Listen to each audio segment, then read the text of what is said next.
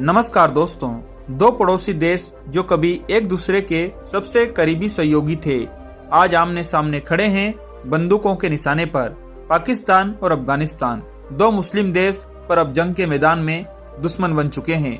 लेकिन सवाल ये है कि ये लड़ाई क्यों शुरू हुई और अचानक से दोनों देशों ने सीज फायर यानी युद्ध विराम का फैसला क्यों लिया। कहानी शुरू होती है पाकिस्तान अफगानिस्तान बॉर्डर से, जिसे ड्यूरन लाइन कहा जाता है। ये वही लाइन है जो 1893 में ब्रिटिश राज ने खींची थी, लेकिन अफगानिस्तान ने इसे कभी आधिकारिक रूप से मान्यता नहीं दी।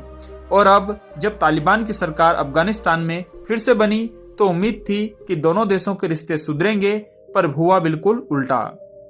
तालिबान ने सीमा पर पाकिस्तान की नई फेंसिंग को तोड़ना शुरू किया। कई बार गोलियां चली और धीरे धीरे ये झड़पें एक छोटे बॉर्डर वॉर का रूप लेने लगी।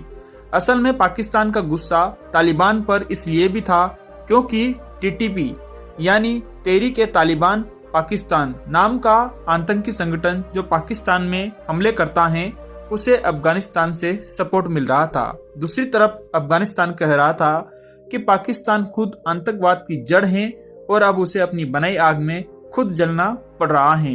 दोनों तरफ से एक दूसरे पर आरोप, गोलियों की आवाजें और सीमाओं पर मारे गए दर्जनों सैनिक। हालात इतने बिगड़ गए कि पाकिस्तान ने सीमा पर भारी तोपखाने तक तैनात कर दिए। लेकिन फिर शुरू हुआ दबाव। संयुक्त राष्ट्र, चीन और कतर जैसे देशों ने दोनों देशों को पीछे हटने की सलाह दी, क्योंकि अगर ये युद्ध बढ़ा तो पूरी साउथ एशिया की स्थिरता खतरे में पड़ जाती। और तभी दोनों देशों ने अचानक सीज फायर का ऐलान कर दिया। सीमा पर गोलियों की जगह अब बातचीत की कोशिशें शुरू हुई। पर क्या यह सीज फायर स्थायी रहेगा या यह सिर्फ एक अस्थायी राहत है? कई एक्सपर्ट मानते हैं कि तालिबान और पाकिस्तान के बीच भरोसा अब लगभग खत्म हो चुका है। तालिबान नहीं चाहता कि पाकिस्तान उसके मामलों में दखल दे और पाकिस्तान अब अफगान सरकार को अपने दोस्त की तरह नहीं देखता है। सीज फायर सिर्फ एक विराम है, शांति नहीं।